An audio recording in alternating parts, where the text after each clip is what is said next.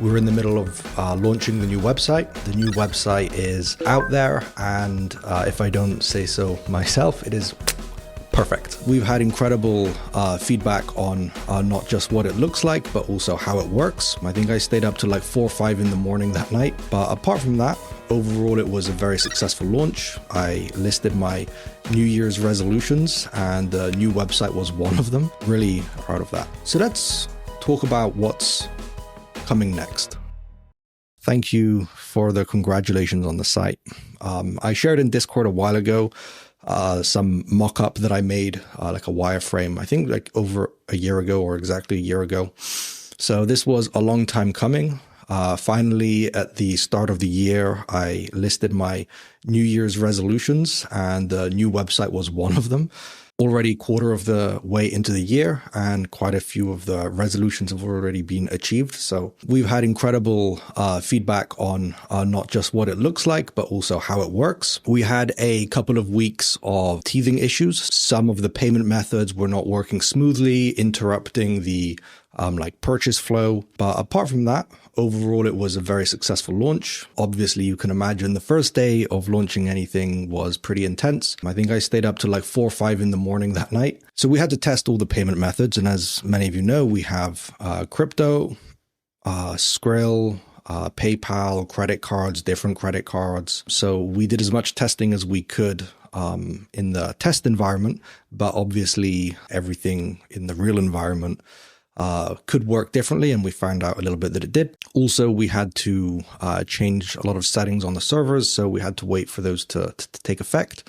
So it was a busy day, but everything well worth it. Yeah, so talking again about pricing, it might seem like illogical to reduce prices at a time like this, but again, I believe that having a simpler basic product, any of you guys can choose what's important to you, whether it's faster payouts, whether it's a higher profit share, whether it's more daily loss, more max loss, more time, any of those things. We have a basic core product, which you can either increase in value through the experience program, or you can increase in value by spending more on the things that matter to you, or you can benefit from the new lower pricing that we have. With the new website, we've introduced a few new concepts as well, okay? And then the biggest one that you'll probably notice is time limits and lower pricing, okay?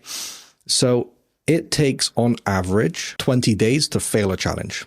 It takes on average 90 days to pass a challenge. Obviously, there's outliers where, you have traders who take up to 1 year to pass a challenge, but for the majority, you fail quickly and pass less quickly, if that makes sense. So the time limits are one way that we make the core product cheaper, okay? And then you can add longer duration, because obviously the longer that the challenge lasts, the more the resources the company has to expend on supporting that challenge, right? We have servers, we have support, we have a bunch of costs that go into supporting operating the business, right? So therefore, if you're going to take a shorter duration, the cost is lower, and then you get to add on a bunch of stuff to build onto your challenges, basically. So this is why we have the time limits. This is why we've also added more add-ons. So when I started PipFarm, I had not a narrow mind, but I was very keen on focusing on unlocking risk by going through the experience program, okay? By kind of earning it, letting us learn more about you as a trader, building a track record. This was how I saw the model for PipFarm. And then as the company evolved, as we gained information, feedback, I realized that traders don't want to fit my rigid, let's say, vision of how challenges should be. Everyone needs something a little bit different based on their trading style, based on how active they are as a trader. And this is why we've built these add-ons, so you get to choose what you want rather than me dictating what you should all want. So we've reduced the core price of the challenge and then made everything customizable. So you get to add on what you want and pay for the things that you actually want, rather than me bundling it all together and then choosing what you get at different stages in your like loyalty and experience to the company.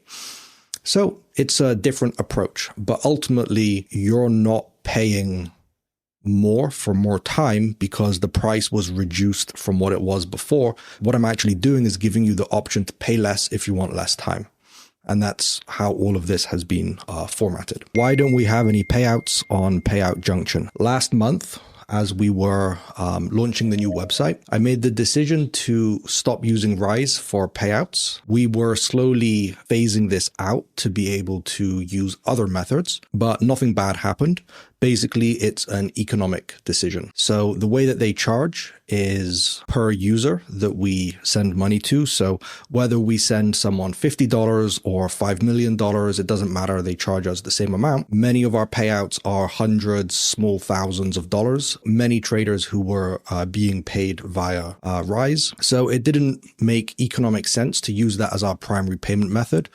As an example, if we wanted to send $1,000 to one trader by bank transfer, it basically cost us nothing. So what we've started to do is we support GBP and Euro bank transfers already. We are launching Australian dollars next week.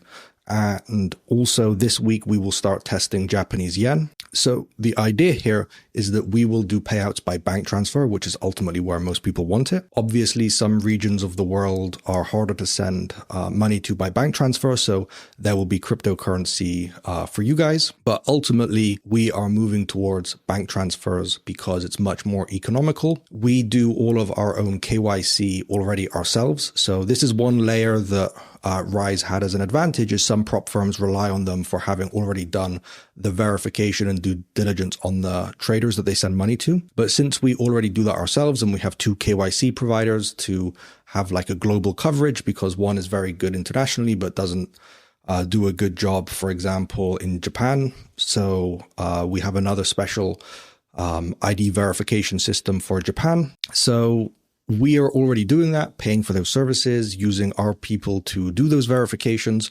So then to pay a premium for another payout method is for those additional compliance things that we're already doing ourselves.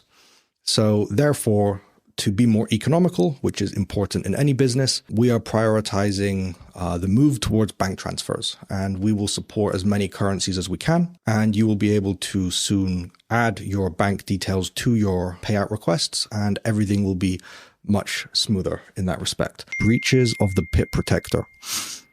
So if you breach it, can you unbreach it? The answer is no. The only way to unbreach it would be to scale your account. So if you work your way through the like progression system there, then you can get a new account that doesn't have the PIP protector breach on it. But to be able to unbreach kind of defeats the objective of these escalating consequences for breaches. So maybe that will change, but for now, it doesn't seem to make sense according to the principle and purpose of what this feature is designed to do. Yeah, some more add-ons will be coming as well.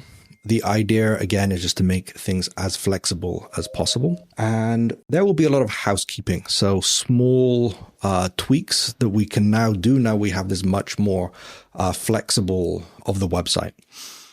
So XP economy. This is something I'm very excited about, and I think many of you guys are excited about, especially if you have hundreds and some even approaching thousands of experience points, then you're going to be able to spend those. So in the checkout page, there's going to be like a little slider bar. So you can slide how many XP you want to use on your purchase. And then you pay the remaining amount with money, how you would usually do. So instead of using a coupon to discount the price or a voucher to discount the price, you'll be able to actually spend your experience points. They're going to be $2.50 each. So for each XP, you can use like 10 to get $25 off your challenge, and then pay the rest. Then we're going to have a store in the dashboard. So you're going to be able to buy upgrades, buy add-ons, again, either with money, with profits, with experience points. So the dashboard is going to be this insanely cool atmosphere or environment where you're going to be able to buy stuff, again, for whatever you need it for. Then getting a bit ahead of myself, because this is more like towards the end of the year, but I was asked what is the roadmap for the whole year, so I can even elaborate more. We will have not competitions, but battles, and we discussed this before. So we will have a lobby where you guys can like put yourselves forward as someone who wants to battle with another trader. And then we'll have different like rules that you can enter in the lobby, but it will basically be a new account where you get to go one-on-one against another trader, and you stake your XP. So there's no money that you make from this, but you just take a challenge against another trader and you're going to win. Winner takes all XP, basically. So trader 1 will stake 10 points, trader 2 will stake 10 points, and the winner will get 20 and the other will lose the 10. So that's going to be super cool when it's ready. Then from there, we can start building out more competitions later. But for now, that's a lot of work already to do. But I think focusing on the experience in the dashboard is what's going to make a huge difference. And yeah, thank you so much for watching and being here. And I'm going to see you again in about 1 month. Okay. All right. So thank you very much, everybody. Bye.